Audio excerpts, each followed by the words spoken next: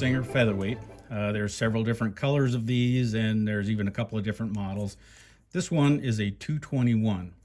This is probably the most common one that you'll see, and this one hasn't had a lot of use because you notice right here there's not a whole lot of wear on the decals. Usually by sewing you wear right here and you wear right back there, so that usually tells you how much use the machines have had. Today we're going to discuss the thread tensions. This is your upper thread tension. Common setting is 4. That's where it usually should be set. They set the bobbin thread tension to a standardized thread tension setting for most fabrics, and then they balance the top thread to the bobbin thread so that the knot meets in the middle of the fabric, and then internally set this to 4. So anytime you call back and you ask what your tension should be set at, we know to say 4. There are a couple of, one in particular trick that will make your motor last a long time, way past what it's supposed to. I'm going to save that for the end, but it's very important tip. So we have our light switch, upper thread tension assembly, presser foot, needle plate. This is your take-up lever. This is your bobbin winder. Inside the hand wheel, you have a hand wheel clutch knob that you can release so that just the hand wheel will turn, and you can press this down and engage your bobbin winder. This is your stitch length. You can change the setting when it's all the way down and you push it all the way up. It should be the same length in reverse as it is in forward. So your stitches will go into the same hole. Your needle will go into the same previous hole when you go back and forth. You have to pretty much stop and then push this up, because if you're moving this as you're sewing, your stitch length is going to change as you go up or down with this. So if you want the perfect seam, a back tack, stop and then raise it all the way, and then sew a couple of stitches and then stop and then push it all the way down, sew a couple more stitches. That'll tie your stitch off just perfectly. So we're going to look at the bobbin and bobbin case here first. And so if we flip this around, we flip this up. I'll use my little aid here so that we can see this a little bit better. So here we have the bobbin case, and this little part right here is called the latch lever. Use that to remove your bobbin case. You have 2 screws on your bobbin case. This is the tension adjusting screw. This increases or decreases the pressure on this flat spring where the thread comes out from underneath it to make it tighter or looser bobbin thread tension. Once these are set, you usually don't have to go back and change the tension on this. And if you adjust this screw back and forth for different size threads all the time, what happens is this screw will eventually start falling out. So here's your bobbin case, and we're going to install our bobbin case. You'll notice there's a slot over here. That's where the thread is going to go. So on this particular machine, when you pull your bobbin case, you want the bobbin to be turning counterclockwise. And we pull the thread down into this little slot and then under this little notch in the tension spring. And the idea is you can't get this back out once you get it in there, so it can't come out on its own. So as we're sewing on this, the bobbin's going to rotate, and it has to keep from hanging. And so you usually can't tell if it's hanging or if you have a bent bobbin if it's out of the machine. So what we do is we put our bobbin in our bobbin case, and if you notice there's a notch right there, that's going to correspond to this side right here. That's the easy way to remember that. And if you always give a little tug, that does 2 or 3 things. Make sure that your bobbin case is in all the way, because if it's not latched in, your bobbin case will fall out when you pull on the thread. It also makes sure that your bobbin case is not hanging up. So it's important you give it a little bit of pull. Then you can actually also feel the tension. So I'm going to remove the bobbin case for a minute just to show you. So this right here See if I can get this a little bit better angle for you. This part right up here, it sticks right up in this groove right here, is your position bracket finger. So this is the bobbin case base, this is the rotating hook, and this is the position bracket finger. And you notice it goes in the slot in the bottom of this needle plate. So it's important, if you remove your needle plate, you have to make sure that this position bracket finger is up in between these two holders on the bottom side of the needle plate. If this is over here, it's not going to sew. You will not be able to complete a stitch. So it's imperative that that position bracket finger be right in the bottom of the needle plate. This is called your hook gib, and there's one screw that this can be spun out of the way so that you can remove the bobbin case base should you get thread caught down underneath it. If these get jammed with a thread, undoing that and trying to get that thread jammed out of there is usually not going to work very well. But you have to be really careful because these screws are kind of hard to find, and you can break this hook gib. It can be delicate, so you don't want to manhandle anything there. This part here does not rotate. This outer part is rotating around the perimeter of the bobbin case base. So right where those two pieces meet, right there, you put a tiny drop of oil, and that tiny drop of oil as you sew will move all the way around this, and that will keep your bobbin case from hanging up. We're going to install our bobbin case, and now we're going to pick up our thread. So the upper thread, you'll watch, this is going to go around here. So we're going to hold on to our upper thread, and the rotating hook, you can see, is starting to pick up our thread right there. It's going to carry it all the way around and across the face of the bobbin case, and it's going to come up around that position bracket, and then it's going to pull our thread up. So if you notice, the thread is going from right to left through the eye of the needle, and that's not typical for most sewing machines that have an end load. End load means you're loading the bobbin case from the left end of the machine. So the scarf of the needle, this part right here, is on the left-hand side, and so on every needle, for any home sewing machines, you'll always thread the needle towards the scarf. Scarf is a little dip out of the needle on this side so that the rotary hook from underneath can pick up the thread. It'll enter that little dip out in the needle to pick up the thread and complete the stitch. So now that we have our machine threaded, we're going to check a couple of things on our tension. So here we have a couple of examples of stitches that have gone wrong. If you look at the top one, you'll see the orange bobbin thread peeking up from the top. On the bottom, you see, or on the bottom seam that I'm showing you here, you'll see actually this looks all loose and sloppy. So if we look at the bottom, we're going to start looking at the bottom of this seam.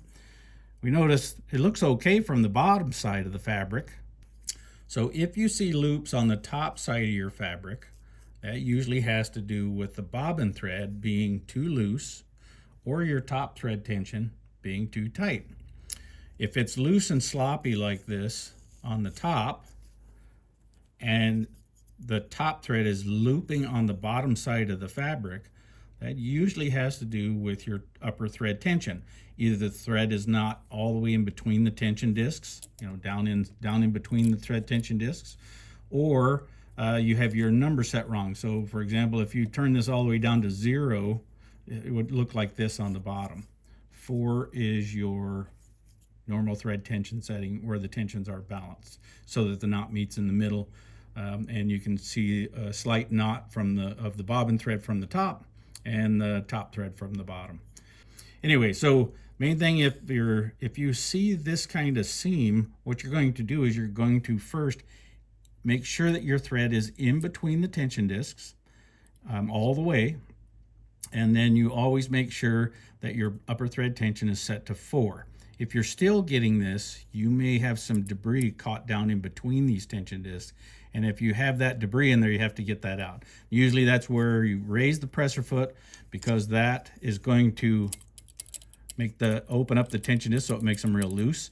And you get a flashlight and look down in there and a straight pin and get down in there and pick out any bits of thread that you can see in there, or debris that's in there holding the discs open. So anyway, that's usually your upper thread tension.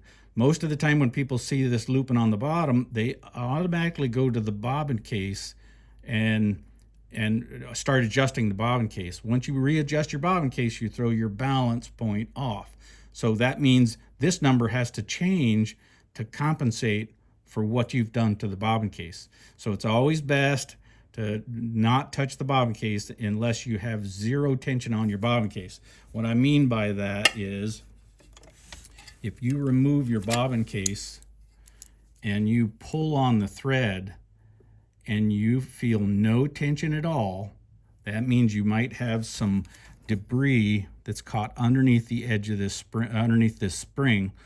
Just like I was telling you about the debris that can get caught in between these tension discs, you can also get debris caught underneath this. So if that's the case, you take your bobbin out and unthread the bobbin case, and then you can get underneath this with a little straight pin. It's got to be a pretty small one, a pretty thin one, but you can get underneath this and pick any threads out. You can also use a flashlight and look underneath there to see it. You can just barely see underneath it, but you can see enough to see if there's something underneath there that you might need to remove. Anyway, so you only need to change this bobbin thread tension once it's set. You only need to change this or to look at this if you feel zero tension whenever you're pulling on this bobbin thread. So we'll put our bobbin back in. Okay, so now we're going to pick up our bobbin thread. So we're going to hold on to our thread, turn the hand wheel so that the needle goes down, the take-up lever goes down. And if we were to stop right here, we can't pull our thread up because the take-up lever has to be up here in order for the stitch for you to know that the stitch is complete. So once we pull the take-up lever all the way up, you'll see that our thread comes right up through there like it's supposed to. So always when you start and stop sewing, you should always have your needle in its highest position and the take-up lever in its highest position, because that means that your hook down underneath has released the thread and completed the stitch, and so you're ready to start a new stitch. You never want to turn the hand wheel opposite its normal sewing direction. The normal sewing direction for most sewing machines is where the top of the hand wheel comes towards you. So that's normal sewing direction. You do not want to, if you have to raise the needle, you don't want to turn it backwards to raise the needle, because you're going to cast off the loop that the hook has picked up. And now then when you start sewing, you're going to have an instant rat's nest down underneath. So hand wheel always towards you, even if you have to go in full stitch, another full stitch in order to complete your stitch. You want to make sure that you do that. Okay, so let's test this machine out.